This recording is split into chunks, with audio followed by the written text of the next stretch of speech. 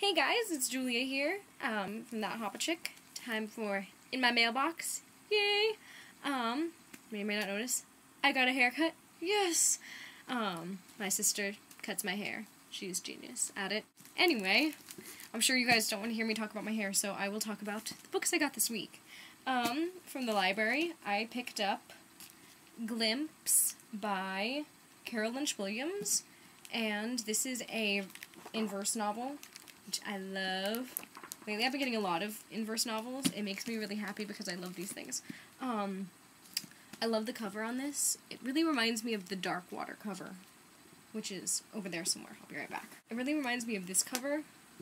I don't really know why, but they kind of like, I don't know, go together in my mind. I saw Glimpse and I was like, hey, that reminds me of Dark Water. I think it's because they use a similar font on the front. Maybe it's just me, but yeah. I'm really excited to read this. Right now at my library, the teen room has the bulletin board, and it's all for like inverse novels, and I saw this one up there, and I was like, heck yes, that looks really good because the cover's gorgeous, and so I checked it out. I also picked up The Dark and Hollow Places, which is the third book in Carrie Ryan's The Forest of Hands and Teeth series. I don't know if it's a trilogy. I thought it was a trilogy, but for some reason I keep on hearing things about a fourth book. I don't know.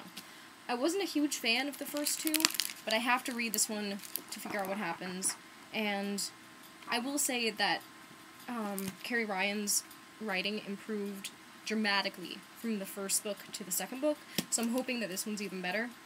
I wasn't a big fan of the romantic angst. Very angsty, but yeah. I'm sure we'll have more of that in this one, but oh well. I'm excited to read it still. And then I also picked up Tighter by Adele Griffin, and I've been seeing, or I saw a few book reviews for this a while back, and this one's kind of another one of those edgy thriller kind of ones, if I remember correctly. Something about sensing ghosts. Yeah, so I'm excited for that one too. And then I also went to my first bookish event this past week. Yay! There's this amazing bookstore that's like 45 minutes away from my house, but it was worth it. And it's the only bookstore in the area that does like, okay, it's not the only bookstore in the area. Apparently a Barnes & Noble that's like half an hour away also does some book events sometimes. But it's the only bookstore in the area that's like independently owned, and they have bookish events. So, the Ashes release party happened there, and the bookstore's called Changing Hands Bookstore. And so I picked up a copy of Ashes by Ilsa J. Bick, and this was, okay, I'm going to tell you guys right now, this was the first time I'd bought a book that at full price in, like, years. Literally, I can't remember the last time I did that. I was, like, handing them the money, and I was just like, oh, I felt like I was signing my life away or something. Like, I know it was terrible, but it was just like, this is so much money. Plus, I'd never read the book before. I haven't read this yet. And so I was like, but Ilsa, she spoke for us at the event, and she totally sold me on the book. Like, she was awesome. And she signed it for me, and so it says, "For Julia, enjoy the read." And then she has this cool, like, stamp action here. Yeah, it looks like blood or something. Yeah, but I've heard a lot of good things about this one, and I just really liked hearing her story. She was amazing. I loved her. I was like, I love you. And I also picked up some bookmarks. So, sorry, they make fun noises. And, so, one of these is for me, but I'll give one of these away when I have my review or whatever, if you guys want one. It's kind of fun. And, yeah. I feel like I was supposed to say something about that event that I didn't. Oh yeah, it was really funny because I'd never driven to the bookstore before, that bookstore, and so I had my instructions like printed out from Google Maps, and my friend drove there together, and he has like the instructions, and he's telling me where to go, and he's like, okay, turn here, and we like turn, and it's like this apartment complex, and we're like, this isn't right, this isn't a bookstore, and he's like, oh, I'm sure it's just around the corner, Julie, if we just turn down here, there the bookstore be. He's being sarcastic. And so we were like, this is ridiculous. He's like, this is the right address, right? And I'm like, it was the one that was on Google, like, it was their address, and so we're freaking out, and we're kind of like, and I was like, well, we'll just have to find a McDonald's or someplace with free Wi-Fi, and I'll use my iPod, and find the address, and we'll find it. And so we go up, and then it turns out that, the place was on this one street, and the street was right there.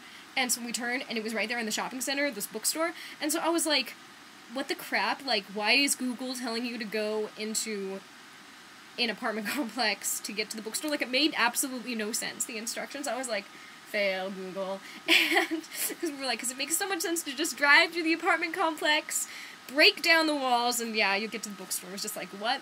And because I thought I was going crazy or something, because I was like, I swear this was the right address. And so we get there, and one of our, sorry, my eyes really itchy.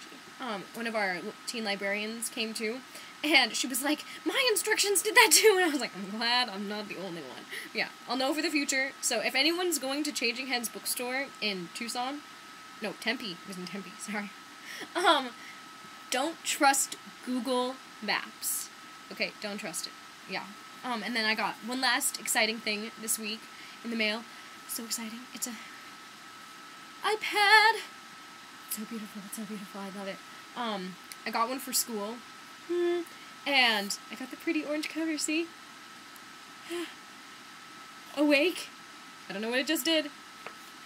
Asleep. Awake. Asleep.